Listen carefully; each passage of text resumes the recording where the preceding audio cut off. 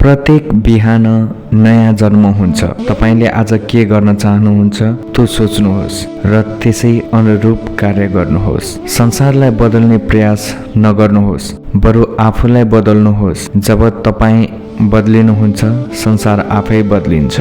अतीतलाई सम्झेर नबस, भविष्यको चिन्ता नगर, आफ्नो जीवनलाई वर्तमानमा केन्द्रित गर। हजारौं व्यर्थ शब्दहरू भन्दा एउटा मात्र मायालु शब्द कैयौं गुना बढी शक्तिशाली हुन्छ। एक मूर्ख व्यक्ति क्रोधले भरिएको हुन्छ, तर एक बुद्धिमान व्यक्ति सहनशीलताले भरिएको हुन्छ।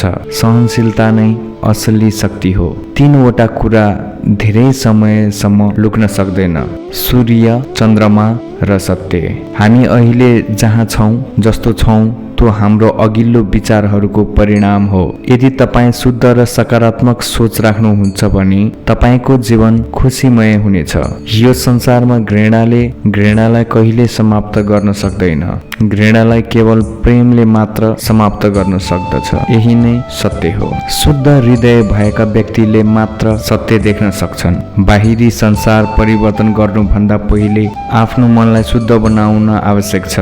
जसको मन शान्त छ, उसले संसारलाई पनि शान्त बनाउन सक्छ। यस संसारमा दुःखको मूल कारण तृष्णा हो।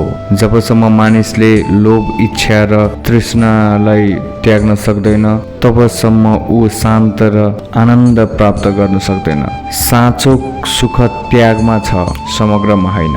तिमीलाई कोही अरूले मुक्त गर्न सक्दैन, न कुनै देवता, न कुनै गुरु, न कुनै मन्त्र। तिमीलाई तिम्रै ज्ञानले मात्र मुक्त गर्न सक्छ। तिमीलाई तिम्रै ज्ञानले मात्र मुक्त गर्न सक्छ।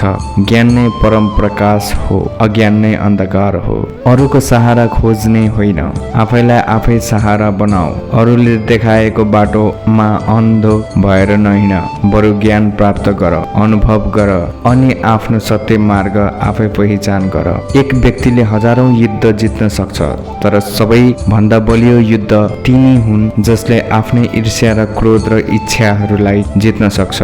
साँचो शक्ति बाहिरी जितमा होइन, भित्री आत्मज्ञानमा हुन्छ। अहंकार युक्त व्यक्तिले साँचो ज्ञान प्राप्त गर्न सक्दैन। जो आफ्नो अहंकार त्याग्न सक्छ, उनी साँचो बुद्धिमान बन्छ। शत्रुलाई जित्ने सबैभन्दा उत्तम उपाय भनेको प्रेम हो।